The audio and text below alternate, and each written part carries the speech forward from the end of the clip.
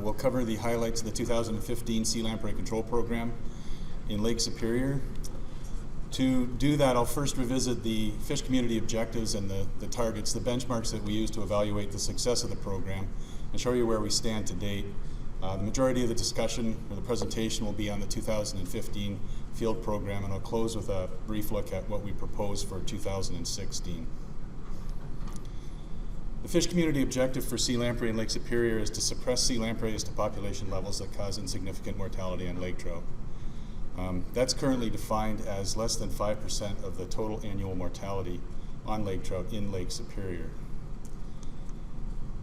The Lake Superior Committee has turned those objectives into some numerical targets, including the target of our market capture of adult sea lampreys as not exceeding 9,600 adults at our trap catches, and a fresh wounding rate, A1 to A3, of no more than 5 marks per 100 lake trout greater than 532 millimeters. And to get right into it, this is where we stand with regards to our adult sea lamprey abundance as of the data that we collected this year. The green horizontal line is that target of 9,600 sea lampreys, and the time series basically shows what our market capture estimates through the years. And as you can see, even though that we've enjoyed a 3-year decline, consistent decline in sea lamprey abundance in Lake Superior, we're still more than twice the number of sea lampreys above target. We have about just over 20,000 estimated sea lampreys in our market capture index. We have a happier story to tell about the sea lamprey wounding rates in Lake Superior. Currently at 4.3 marks per 100 lake trout, and it seems to be a steady decline. If you recall last year's data, that 2014 point was actually below the line according to those estimates, but there was some issues with the data that were corrected for this year, and you can see what the actual wounding rate for 2014 was. Happily, we're back down below sea lamprey wounding targets for 2015. And keep in mind that this chart and the one before it is actually the report card for the program for efforts up to and including 2014. The rest of the presentation for the 2015 efforts won't be reflected in these data until 2016 in the case of wounding and 2017 in the case of the spawner abundances.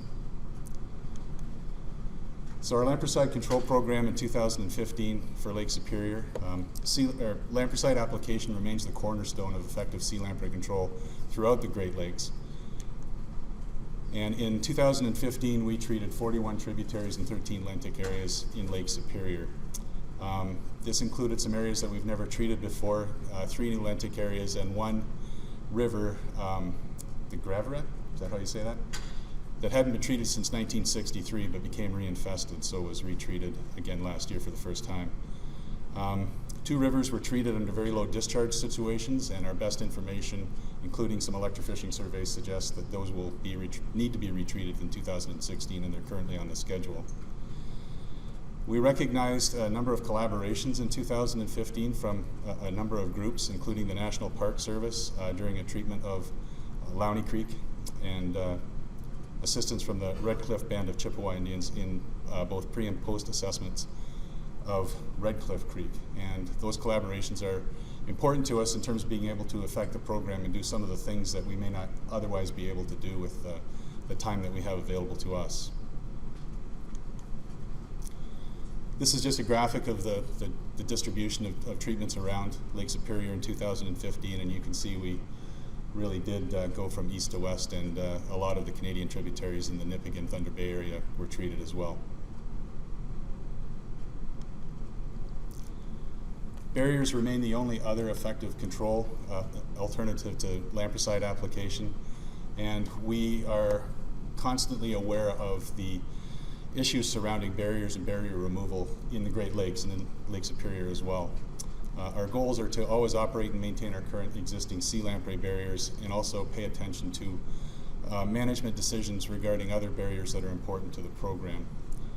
We like to construct new structures where we can, where they provide us a cost benefit in terms of reduced lampricide application, better sea lamprey control, but are also consistent with other management agencies and their watershed plans.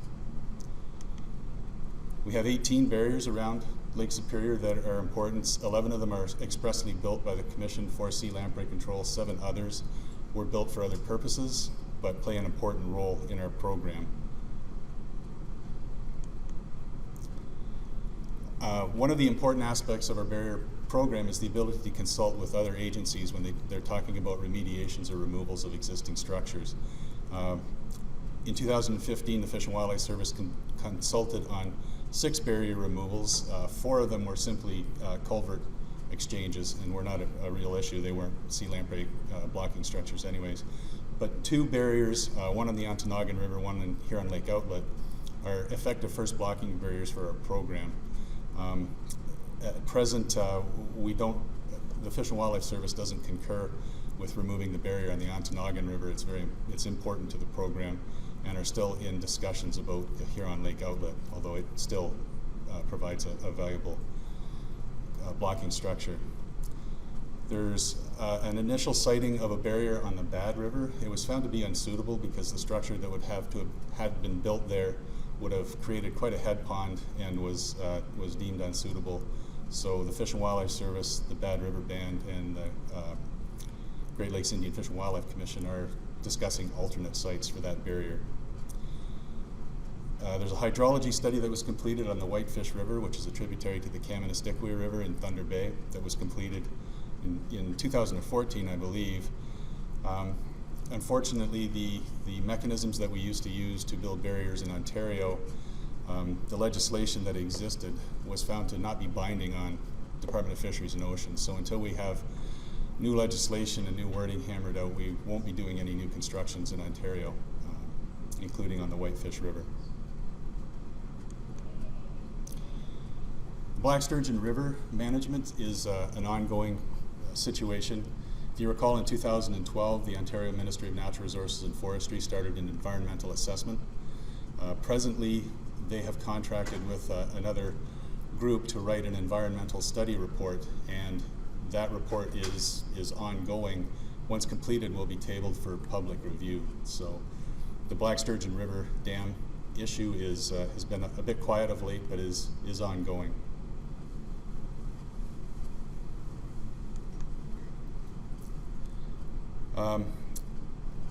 Other things that we do in terms of alternative control, downstream trapping of out-migrating sea lampreys.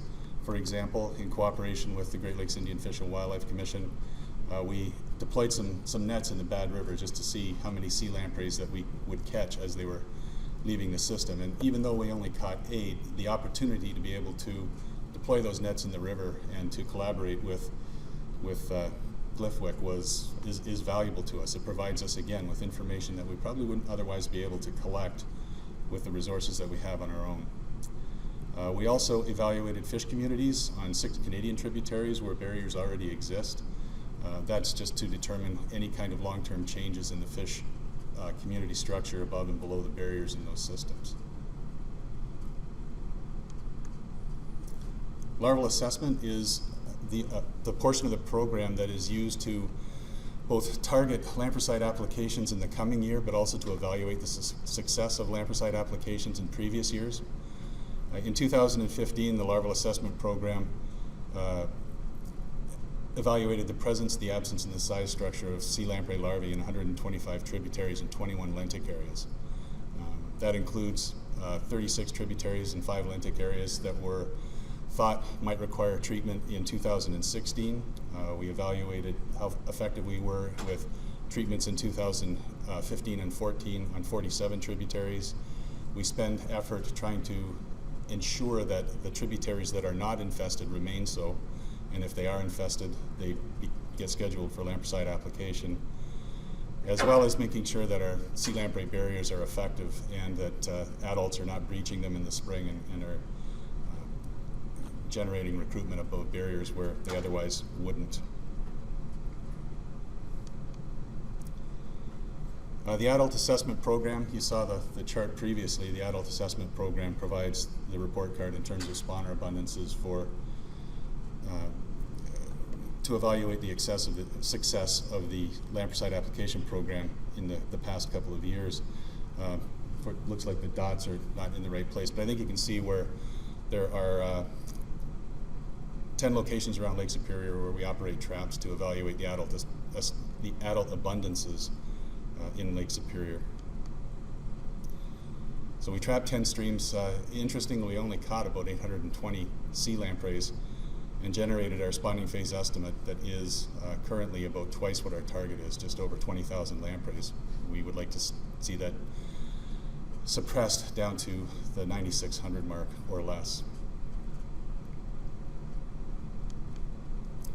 Some of the other things we're doing in terms of adult assessment is evaluating a few techniques to either help us at our trap sites to both separate lampreys from fish and better pass teleosts passively without us having to attend the site and do it manually, as well as opportunities to deploy structures that will direct lampreys into traps so we can trap more and get better marker capture estimates. So on the Brule River, an eel-style ladder trap was tested, and if you think of it as just a large pegboard that's kind of on an angle and is wetted, lampreys will use this eel ladder-style trap to work their way up and over where a teleost can't do that. So it's 100% effective in terms of lampreys using it and teleosts not using it. So we have a way of separating lampreys from fish. Now we just have to do the work, and that's what's ongoing now, is on some other way to have teleosts be able to get past a structure, and the lampreys end up using the eel trap to separate themselves, pass the teleosts by themselves, capture the lampreys, and we only have to go back and pick up the lampreys. We deployed a resistance weir on the Brunsweiler River to help direct sea lampreys into a trap that was at a site that otherwise wouldn't be trapped. It seemed to be an effective application for fish, but low water levels in 2015, we didn't collect any sea lampreys. So it's still thought that it should be an effective means to help direct sea lampreys to traps, and it'll be further investigated in 2016. And lastly, we're looking at electricity as a guidance system once again to help direct sea lampreys into traps in places where we otherwise wouldn't be trapped. In the Chocolate River, we found that using a DC pulsed system, we could catch twice as many sea lampreys on the nights that we used it than we could on the nights that we didn't. So the analysis of some of that data is ongoing, including optimal settings and optimal deployments, but it looks like a promising way for us to be able to further direct lampreys to traps. So that was very quickly the 2015 field program. Looking ahead to 2016, this is a chart of the number of lampricide applications that we've deployed since 2000. And you can see the 2015 mark was the 41 lampricide applications, 13 lentic treatments. In 2016, we're actually increasing our effort even further to a total of 64 treatments overall. If you recall the spawner abundance chart, hopefully that this extra effort will further depress that the spawner abundance towards target. We're going to continue, obviously, our standard operations with maintenance of existing barriers, and the cooperation and consultation with other management agencies will move on into 2016, providing us with those valuable opportunities to look at places that we may not otherwise look. We will continue to trap the 10 tributaries that you saw on the chart and use larval assessment to further direct lampricide applications for 2017 and to evaluate the success of the lampricide application program in 2016 and 2015.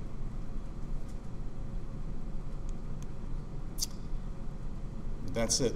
Just close with acknowledging some of the people that had direct input into the presentation, summaries and data, compiling information. And with that, I can take questions.